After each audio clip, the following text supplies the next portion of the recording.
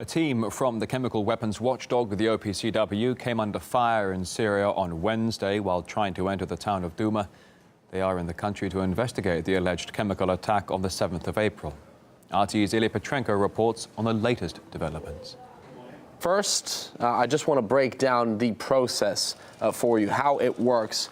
Initially, the UN security team is meant to be sent on the ground to assess whether it's safe to work there. And the agreement has been that at a certain stage, they must be escorted by the Syrian troops, and at a different stage by Russia's military police. So the security staff, apparently, they were on this initial rehearsal trip, to put it this way, and according to an official statement by the OPCW, they came under small arms fire, and then also an explosive device was detonated, and that was the reason why they had to retreat and go back to Damascus. We understand from the statement from the Russian army that the exchange of fire happened when it was specifically the Syrian army in charge of providing security for that squad.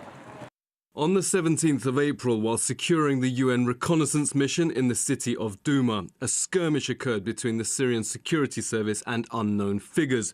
An officer from the Syrian security service was slightly wounded in an exchange of fire. Previously, Washington and London were pointing the finger at Russia and their ally Syria for what they called trying to hide facts and also hamper the mission of the chemical watchdog in Syria. A wider operation to conceal the facts of the attack is underway, supported by the Russians. Their whole goal in this is to try to cover up. Of course, it's not up to the UN and the OPCW to judge who this attack came from, but what it is worth asking is whether the Russians and the Syrians are genuinely helping them out on the ground.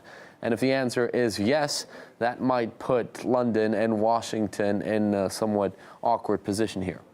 Chemical weapons expert at Rice University, James Tour, says any attempts to cover tracks will prove fruitless.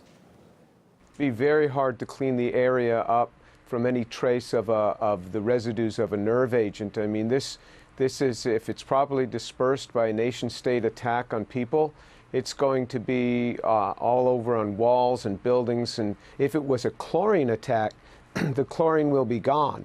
But no nation-state, in my view, would ever use chlorine. It is a very inefficient gas to be used. That makes no sense to drop a chlorine cylinder out of any aircraft.